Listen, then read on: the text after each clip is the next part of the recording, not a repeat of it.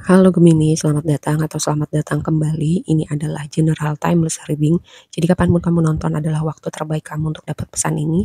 Kita mulai dulu dengan tema besarnya. Yang pertama ada woman holding a coin.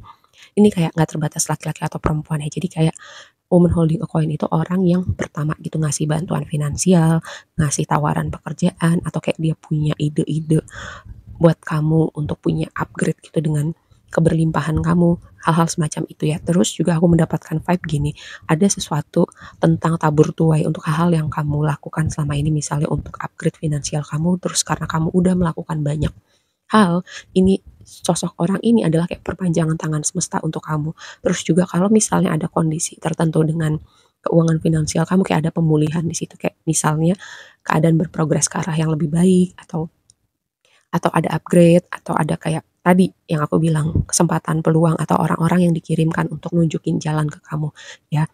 Lalu dengan yang berikutnya energi hostile ini kan kayak energi yang kombatif, energi yang agresif. Aku mendapatkan dua skenario. Pertama, ada jenisan orang-orang kayak kamu tahu nggak sih orang yang suka ngecengin, gangguin orang tertentu, kayak kesannya godain gitu ya, bikin dia marah, bikin dia kesel, tapi sebenarnya ini orang suka banget sama si orang yang dia godain ini. Ini aku mendapatkan vibe seperti itu.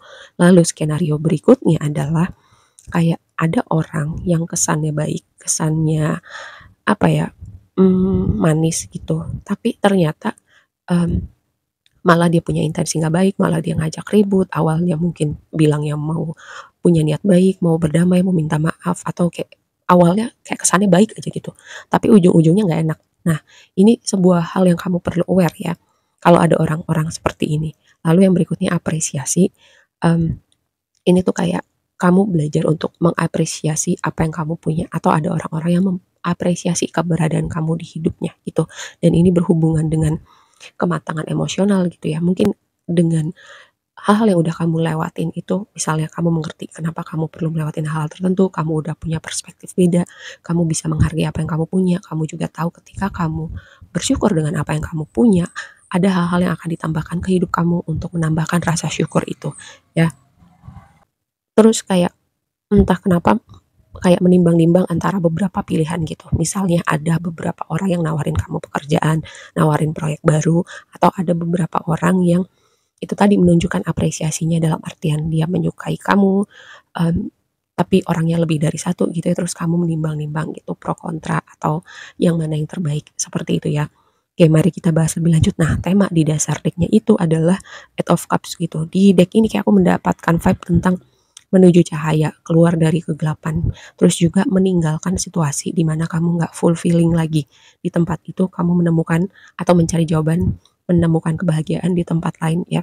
Kadang ada titik di mana di hidup kita, kita tahu ada saatnya untuk pergi, itu ada saatnya untuk bertahan, ada saatnya untuk pergi. Nah, dengan tema ini, karena energi di dasar deck itu, dia memberi warna tapi tidak langsung terlihat gitu ya. Jadi kayak cuman masalah waktu aja ada situasi atau hubungan tertentu yang kamu tinggalkan atau semesta intervensi, atau skenario lainnya adalah seperti kamu keluar dari kegelapan menuju cahaya. Misalnya tadi pakai contoh si woman holding a coin gitu. Menuju cahaya dalam artian ada kayak pintu yang terbuka buat kamu, ada orang-orang baik yang datang ke hidup kamu, seperti itu ya. Lalu nih yang berikutnya tema besar kamu adalah magician, manifestasi, kekuatan pikiran, dan nah, ini berhubungan dengan kekuatan pikiran ya. Kamu harus belajar nih, karena pikiran kamu tuh kayak suka melompat-lompat gitu, terus juga suka scatter. Nah, ini sebuah reminder ya untuk kamu fokuskan energi pikiran kamu pada hal yang kamu mau, fokuskan kekuatan pikiran itu, dan fokuskan misalnya gini, kalau kamu banyak banyak hal-hal yang menarik perhatian kamu, nggak mungkin semuanya langsung bisa dikerjain sekarang gitu ya. Kamu kayak pilih beberapa dulu yang untuk kamu fokuskan saat ini, ketika sudah stabil, sudah berjalan, baru kamu fokus lagi di tempat lain. Nah, semoga ini bisa dipahamin ya. Terus, magician manifestasi sebuah komitmen karena konfirmasinya adalah ring, komitmen atau ikatan ini bisa kayak tadi, ada hubungannya dengan konteks hubungan romantis, komitmen pekerjaan, komitmen untuk proyek-proyek tertentu gitu, tawaran kolaborasi, ya. Ketika kamu memahamin kekuatan pikiran kamu, kamu akan sangat mindful, sangat hati-hati dengan apa yang kamu masukkan ke dalam pikiran kamu ya. Oke, lanjut ke blessing kamu, Nine of Pentacles, stabilitas, independen, keberlimpahan, menuai, energi pemulihan juga, ya. Kayak ibaratnya Nine of Pentacles ini adalah strong independent woman or man gitu, orang yang dia cukup atau sudah berlimpah gitu dengan apa yang dia punya gitu. Ada orang misalnya gini, ada orang pasangan gitu, ada pasangan ataupun nggak ada pasangan nggak ada masalah. Ini adalah sosok kayak aku mendapatkan vibe kamu kayak apa ya, social butterfly banget gitu. Kamu kayak mingle di sini, punya teman banyak, kamu berteman dengan banyak orang, kamu eksis banget, kamu dikenal orang banyak banget, pertemanan kamu juga banyak, tapi kamu menjalani itu semua, kamu happy gitu walaupun misalnya kamu single gitu ya. Ibaratnya kamu udah punya semua gitu. Atau kamu dilihat sebagai sosok high quality single gitu ya. Kamu sosok single orang jomblo yang berkualitas karena Nine of Pentacles, strong, independent dan abundant gitu. Lalu yang jadi tantangannya, siapa ini? Stalking. Page of Pentacles ketika khusus di deck ini ya, ketika dia jadi tantangan bisa jadi ini energi stalking, bisa jadi kayak ada hal tertentu yang kamu overthinking, jadinya kamu gak kerjain gitu. Ada hal-hal tertentu yang memang butuh dipikirin, tapi ada hal tertentu yang kalau dipikirin kelamaan justru kamu gak gerak-gerak. Ini lalu ini bisa jadi komunikasi yang tidak terduga, bisa jadi juga gini. Page of Pentacles itu adalah energi murid, energi orang yang adaptif, energi orang yang mau belajar terus.